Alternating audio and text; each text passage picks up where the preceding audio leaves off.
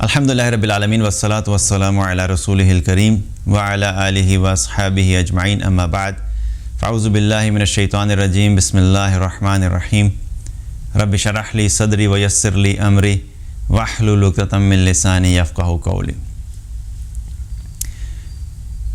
نیک اعمال کرنے کے اعتبار سے اگر ہم لوگوں کا انالیسس کریں تو ہمیں تین طرح کے لوگ یا تین طرح کے رویے یا تین طرح کے ایٹیچیوڈ نظر آتے ہیں۔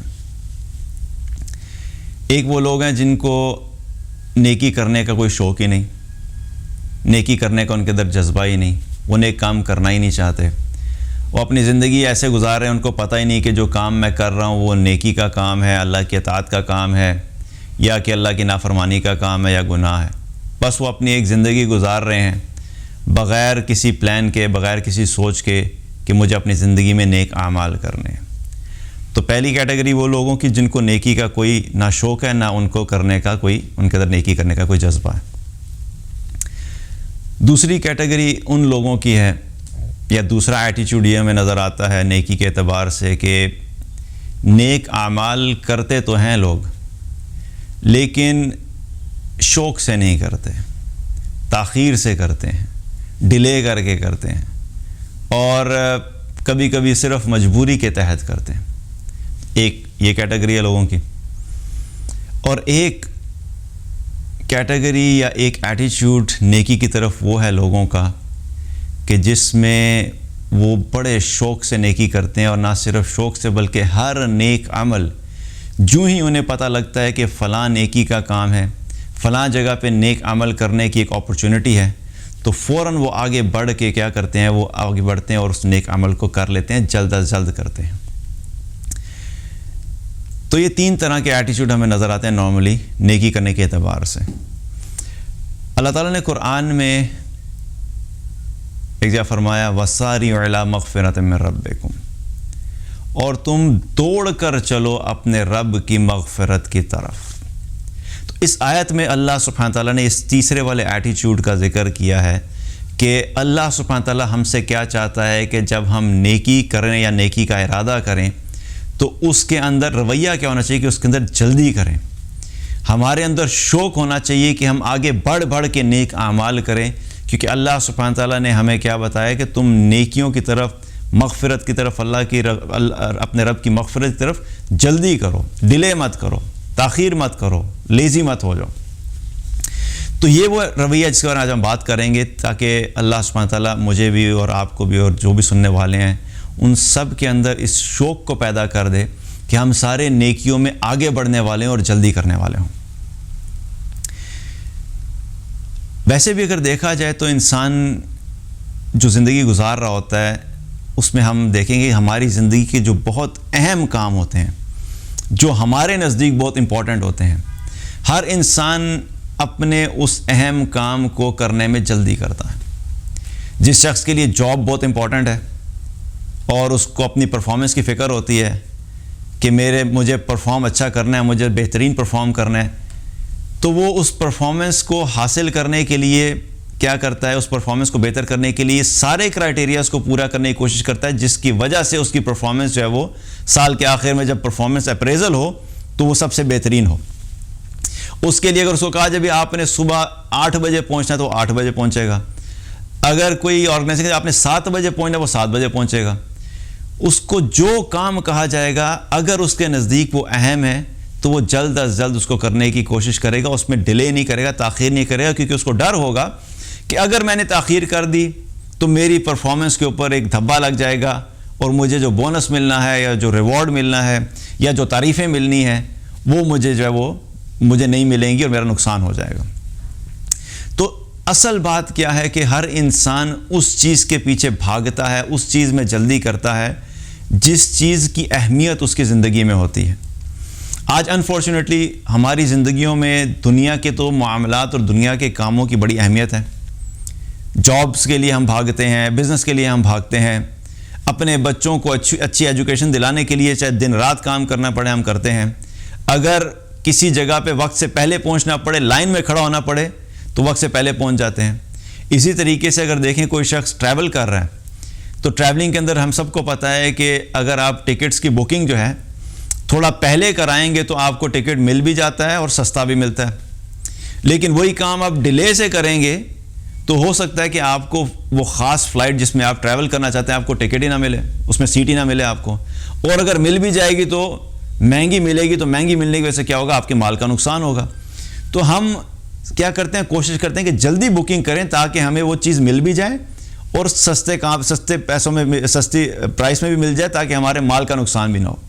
تو جو بھی چیز ہماری لائف میں امپورٹنٹ ہوتی ہے ہم اس کے لیے جلدی کرتے ہیں اور دوڑتے ہیں اور آگے آگے بڑھتے ہیں۔ کچھ لوگوں کے لیے تعریفیں امپورٹنٹ ہوتی ہیں تو وہ تعریفوں کے لیے بھی آگے آگے بڑھتے ہیں۔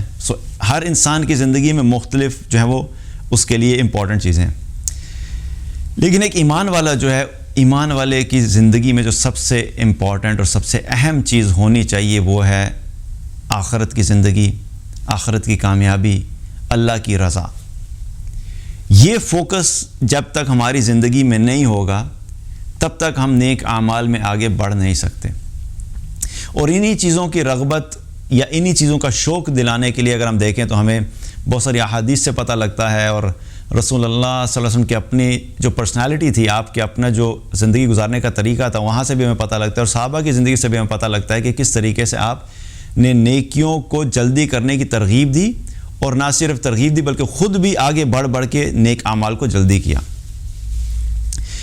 صحیح مسلم کی ایک حدیث ہے، نبی کریم صلی اللہ علیہ وسلم نے فرمایا کہ تم نیک اعمال کرنے میں جلدی کرو، ایسے فتنوں کے آنے سے پہلے جو شب تاریک کے مختلف ٹکڑوں کی طرح یک کے بعد دیگر رونما ہوں گے۔ اور پھر فرمایا کہ آدمی صبح کے وقت مومن ہوگا اور شام کو کافر ہو جائے گا، شام کو مومن ہوگا، صبح کافر ہو جائے گا، اور اپنے دین کو دنیا کے معمولی سامان کے عوض بیچ ڈالے گا۔ تو اس حدیث میں بھی ہمیں کیا پتہ لگتا ہے کہ آپ صلی اللہ علیہ وسلم نے نیک اعمال کو جلد از جلد کرنے کی ہمیں ترغیب دی، کیونکہ اگر انسان اپنی آخرت کے لیے تیاری کے لیے جلدی نہیں کرتا تو عین ممکن ہے کہ جو ہمارے پاس وقت تھا، جو اپرچونٹی تھی، جو ماحول تھا، جو حالات تھے جس میں ہم زیادہ سے زیادہ نیک اعمال کر سکتے تھے، اس وقت ہم نے نیک اعمال نہیں کیے۔ لیکن کیا ہوا کہ وہ جب موقع ہاتھ سے چلا گیا، فتنے رونما ہو گئے، جگہ جگہ پہ ایسے فتنے ہیں کہ اب انسان نیک اعمال کرنا چاہ بھی رہا ہے، اس سے نیک اعمال نہیں ہو رہے۔ تو ان فتنوں کے آنے سے پہلے کیا ہے کہ تم اپنی زندگی میں زیادہ سے زیادہ نیک اعمال کر لو، یہ نہ ہو کہ جب فتنے رونما اور تم نیک اعمال کرنا چاہو بھی اور تم پھر نہ کر سکو۔ اور پھر کیا پتہ لگا کہ ایسے حالات آ جائیں گے، انہی فتنوں میں سے ایک فتنے کا ذکر ہے کہ ایسے حالات آ جائیں گے کہ انسان، ایک آدمی صبح کے وقت ایمان والا ہوگا لیکن شام کو کافر ہو جائے گا۔ شام کو ایمان والا تھا، صبح ہوئی کافر ہو گیا۔ کیا مطلب؟ کہ اس کی ریزن بھی پھر آگے بتائی کہ جب اچھا خاصا تھا، صبح اٹھا، ایمان والا تھا، لیکن دنیا کے فتنے ایسے تھے کہ کوئی ایسی چیز اس کے سامنے آئی جس کی وجہ سے اس کو اپنا ایمان بیچنا پڑنا تھا۔ ایک طرف ایمان تھا اور ایک طرف اس دنیا کی وہ خواہش تھی، وہ دنیا کا مال تھا، وہ دنیا کی اس کی ایک بڑی امپورٹنٹ چیز تھی جو اس کے ایمان کے خلاف جاتی تھی۔ تو وہ کیا کرے گا کہ اس دنیا کی چیز کے عوض اپنے ایمان کو بیچ دے گا۔ تو ایسے فتنے آئیں گے، ان فتنوں سے پہلے تم کیا کرو، نیک اعمال کر لو۔ مولا المستعان، اللہ تعالی ہم سب کی حفاظت فرمائے۔ تو کیا ہے کہ ہمیں نہیں پتا کہ آنے والا وقت کیسا ہے، کہ جو اللہ نے اپرچونٹی دی ہے اس میں جلد از جلد زیادہ سے زیادہ نیکیاں کریں تاکہ اپنے لیے ہم آخرت کے لیے ایک ذخیرہ اکٹھا کر لیں۔ اور آپ صلی اللہ علیہ وسلم کا اپنا طریقہ بھی یہی تھا کہ آپ نیک اعمال میں جلدی کرتے تھے۔ یہاں پہ ایک چیز میں اور کلیئر کر دوں آگے چلنے سے پہلے، کہ ایک تو ہے فرائض۔ فرائض کے اندر تو ویسے بھی تاخیر نہیں کی جا سکتی۔ مثال کے طور پہ ظہر کی نماز کا وقت ہو گیا ہے، اب جو ظہر کی نماز کا وقت ہے اس نماز کو اسی ٹائم پہ پڑھنا ہے۔ آپ ایسا نہیں کر سکتے کہ اچھا ظہر کی نماز کا وقت ہو گیا ہے تو چلو آج کے دن میں ہی میں نے 5 نمازیں پوری کرنی ہے نا، تو میں اس طرح کرتا ہوں کہ میں جاب میں مصروف ہوں، میری میٹنگز چل رہی ہیں، تو میں گھر جا کے مغرب کے ساتھ جو ہے میں ظہر بھی پڑھ لوں گا، عصر بھی پڑھ لوں گا اور مغرب بھی پڑھ لوں گا فارغ ہو کے. تو ایسا نہیں کر سکتے. فرائض کو تو اپنے وقت پہ ویسے بھی ادا کرنا ہے. یہاں پہ ایک ایمان والے کے اس ایٹیچیوڈ کا ذکر ہو رہا ہے کہ جب وہ نفلی عبادات میں وہ نیکیاں جو اللہ نے فرض نہیں کی ان میں بھی وہ آگے آگے بڑھتا ہے، کیونکہ وہ ایسے اعمال ہیں کہ فرائض تو ہم نے پورے کرنے ہی ہیں، لیکن نفلی اعمال جو نوافل ہیں ان کے ذریعے سے کیا ہے کہ انسان اپنی آخرت کے لیے زیادہ سے زیادہ ذخیرہ اکٹھا کر سکتا ہے. تو ان کے لیے بھی جلدی کرنا.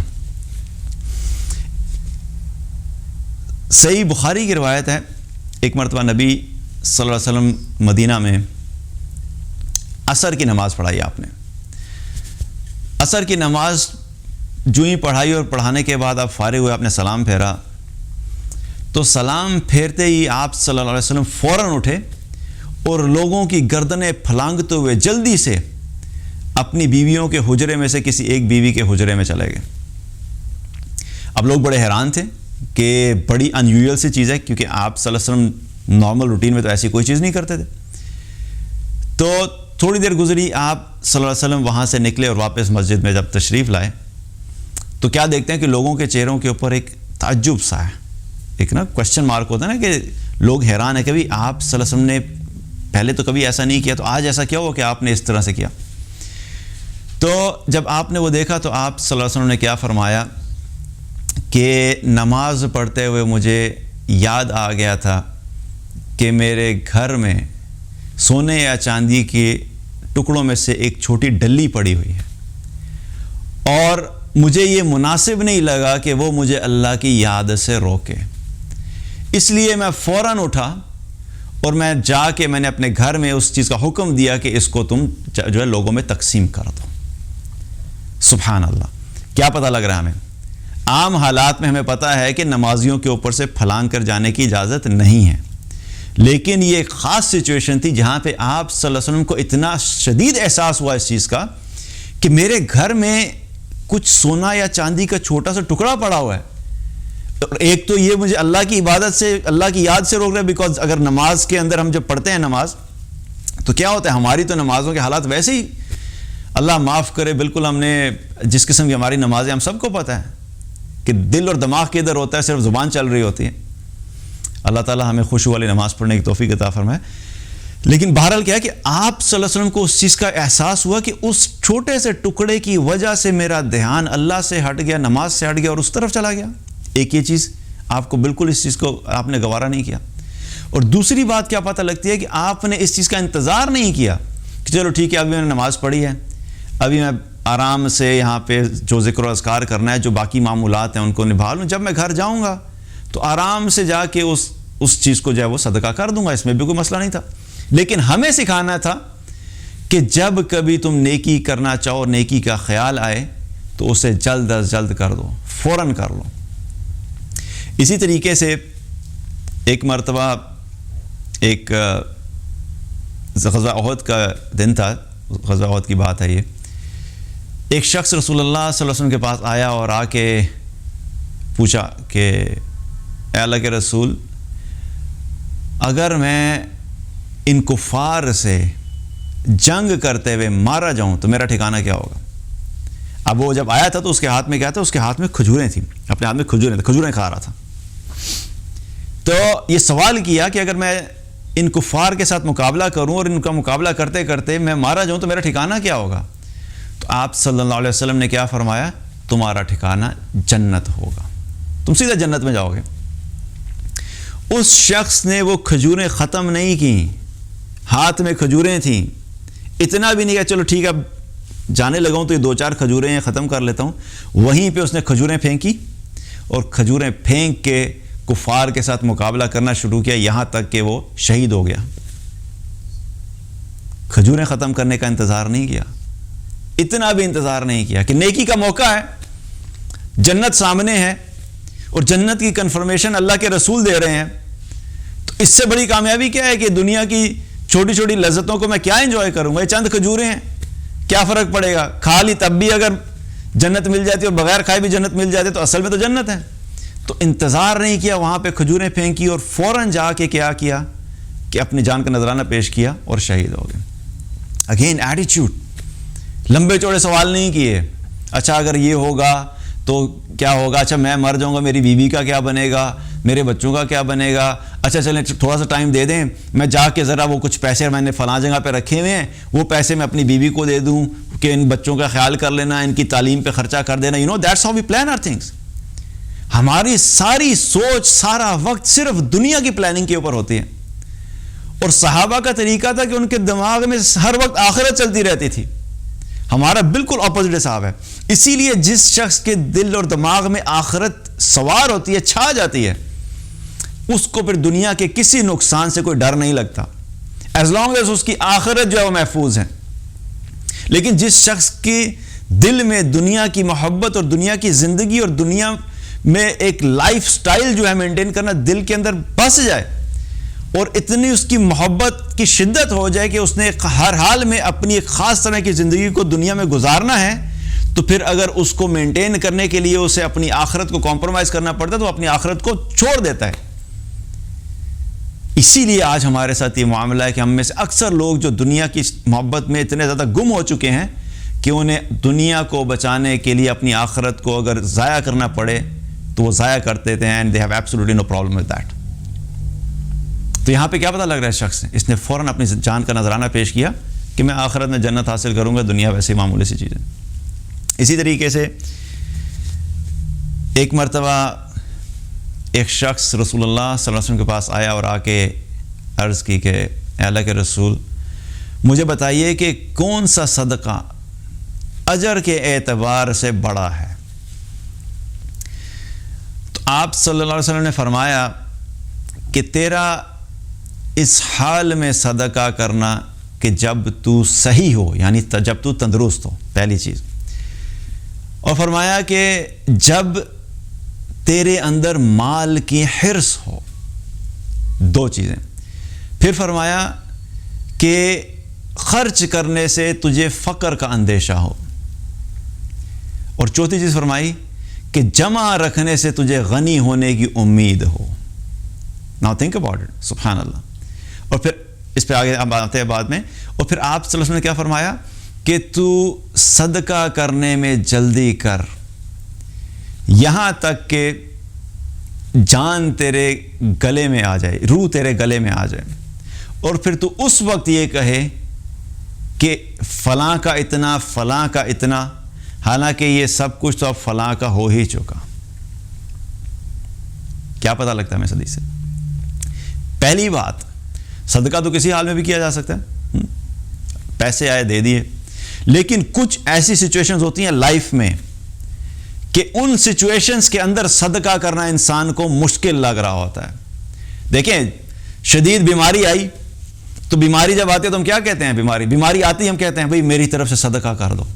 اکثر لوگ کرتے ہیں نا, زیادہ تر لوگ جب بیماری آتی ہے تو کیا کرتے ہیں, صدقہ کرتے ہیں, جو کہ کرنا بھی چاہیے, اچھی بات ہے. صدقے کے ذریعے سے اللہ سبحانہ تعالیٰ جو ہے وہ انسان کے اوپر جو آنے والی مشکلات ہوتی ہیں ان کو دور کر دیتا ہے, کرنا چاہیے.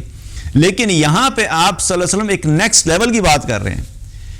جو شخص بیمار ہے, پریشان ہے, تنگ حال ہے, مصیبت آئی ہے, غم آیا ہوا ہے, مرنے والا ہے, بھئی اس نے تو صدقہ کر دیا تو کیا کمال کیا.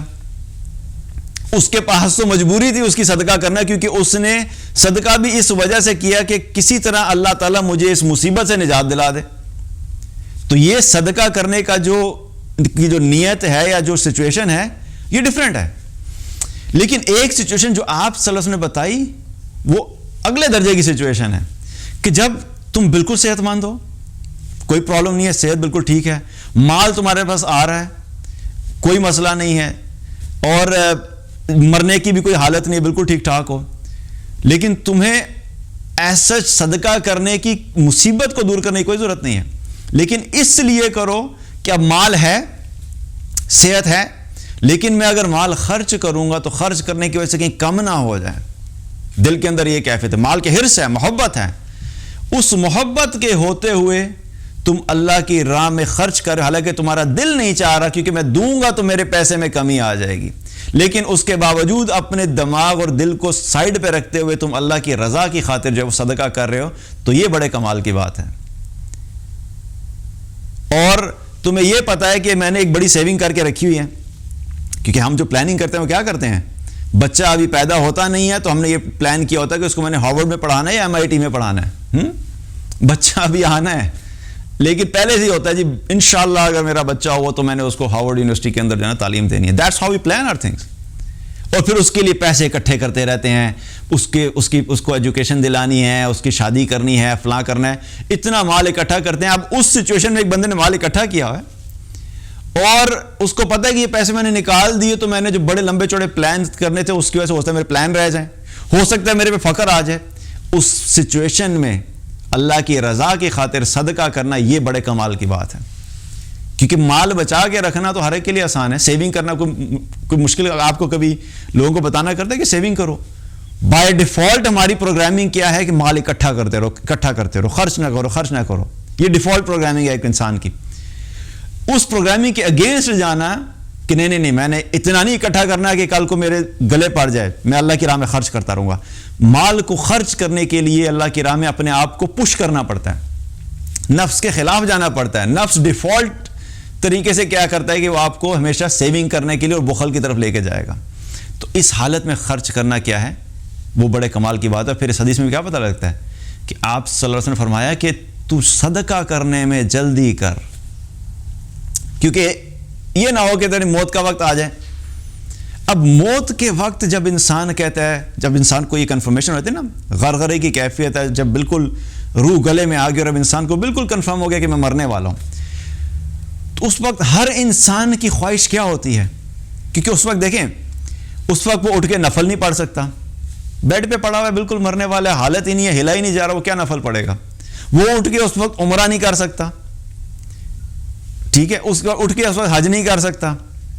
بہت ساری عبادات ہیں جو اس کے دل میں اگر خواہش بھی ہو کہ اللہ مجھے ٹائم دے دے تو میں اللہ کے سامنے سجدہ کر لوں گا, میں نفل پڑھ لوں گا, میں رو لوں گا, میں گڑ گڑا لوں گا, میں توبہ کر لوں گا, لیکن اب ہلنے کی ہمت ہی نہیں ہو رہی, تو اس کے پاس ایک ہی آپشن ہوتی ہے کہ میرا مال میرے بینک میں اتنا پڑا ہوا ہے تو میں اپنے جو جاننے والے ان کو کہہ دوں بھائی یہ اٹھا کے اتنا مال میرا فلاں مسجد میں لگا دینا, اتنا مال غریبوں کو دے دینا, اتنا مال مساکین کو دے دینا, اتنا مال جو یتیموں کو دے دینا. دیٹس دا اونلی آپشن ہی ہیز. اس کے علاوہ تو کوئی آپشن ہی نہیں ہے اس کے پاس. تو اس وقت کیا ہے, اس وقت وہ یہی کرے گا. لیکن اس وقت کا صدقہ کرنا جب کہ کنفرمیشن آ گئی کہ مرنے والا ہے, تو شریعت کے اندر آپ کو پتہ ہونا چاہیے کہ ویسے بھی 1/3 سے زیادہ آپ اس وقت جو ہے اس کے بارے میں کوئی وصیت نہیں کر سکتے, کیونکہ اب وہ مال آپ سب نے کیا فرمایا کہ اب تیرے کہنے سے کوئی فرق نہیں پڑتا, کیونکہ اب وہ مال تو جو تو کہہ رہے ہیں کہ فلاں کو دے دو فلاں کو دے دو, اب تو ویسے بھی فلاں کا ہو گیا, یعنی اب تو وہ ویسے بھی ورثاء کا ہی ہے, اب تم مرنے لگے ہو, اب کیا تمہیں مرنے کے وقت میں صدقہ کرنے کا خیال آیا؟ جب اللہ نے تمہیں اتنی لمبی زندگی دی تھی, صحت دی تھی, ہوش دیا تھا, تمہیں پتا تھا کہ یہ مال جو ہے تمہیں صدقہ کرنا ہے, اس وقت تو تم نے کیا نہیں, اور جب مرنے لگی اور اب یہ مال آگے ورثاء کو جانا ہے تو اب اس وقت تم کیوں صدقہ کر رہے ہو؟ تو کیا ترغیب دلائی کہ صدقہ کرنے میں جلدی کرو, اس سے پہلے کہ موت کا وقت آ جائے, اور اس وقت تم کرنا چاہو بھی تو اس وقت کا تمہیں صدقہ کرنا تمہارے کسی فائدے کے نہیں ہے. تو یہاں سے بھی ہمیں کیا پتہ لگتا ہے کہ صدقے میں جلدی کریں, یعنی نیک اعمال میں جلدی کرنے کا ہمیں حکم ہے.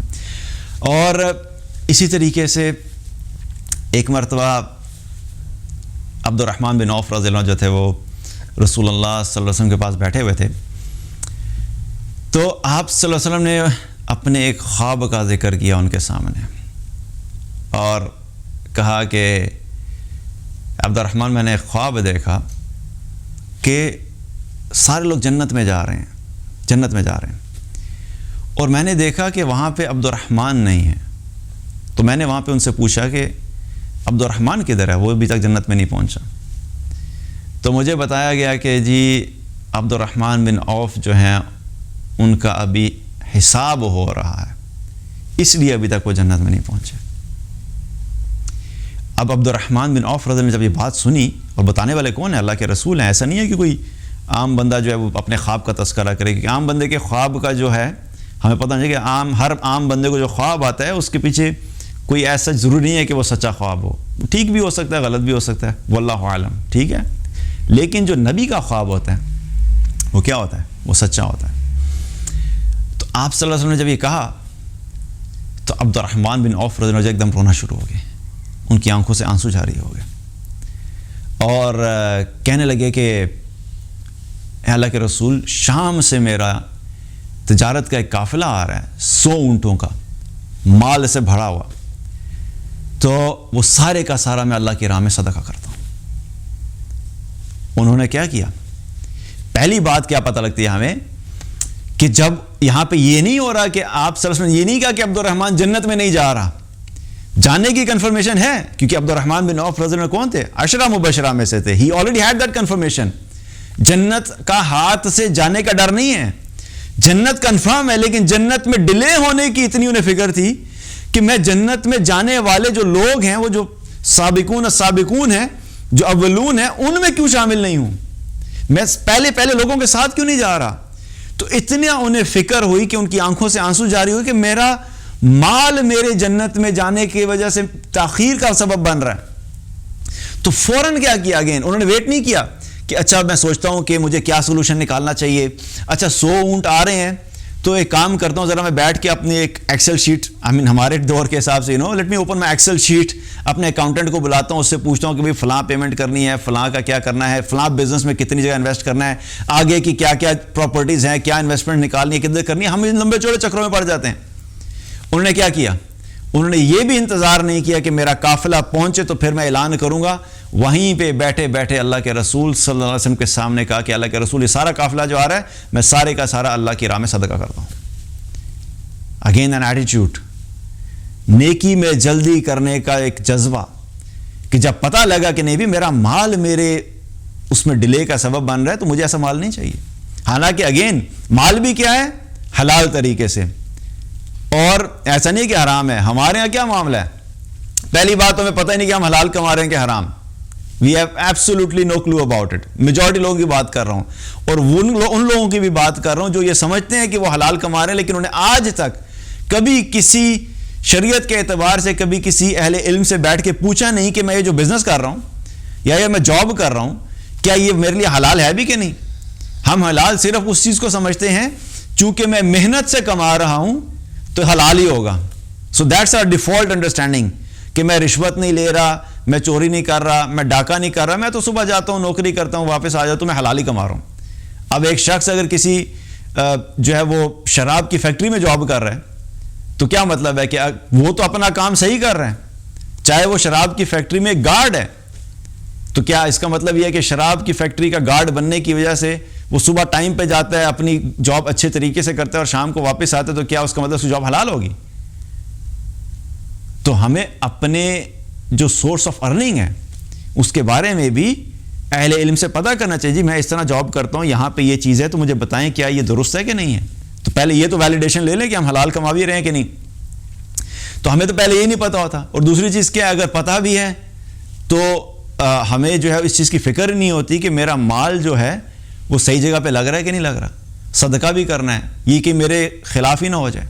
تو عبد الرحمن بن عوف نے کیا کیا کہ فوراً اس کو صدقہ کیا۔ اور ہم کیا کرتے ہیں؟ ہم اکٹھا کرتے رہتے ہیں، ہمارا پلان ہوتا ہے یہ اتنا مال ہو گیا اس بچے کے لیے، اتنا مال ہو گیا اس بچے کی پڑھائی کے لیے شادی کے لیے، اتنا مال اس بچے اور پڑھائی کی شادی کے لیے۔ اپنے پہ حج فرض ہوا ہے کوئی فکر نہیں، لیکن بچوں کی تعلیم، بچوں کی شادی، یہ دو چیزیں ہماری زندگیوں میں اتنی زیادہ ہم نے سوار کی ہوتی ہیں، اس کی وجہ سے بہت سے لوگ اپنے فرائض کو بھی چھوڑ دیتے ہیں۔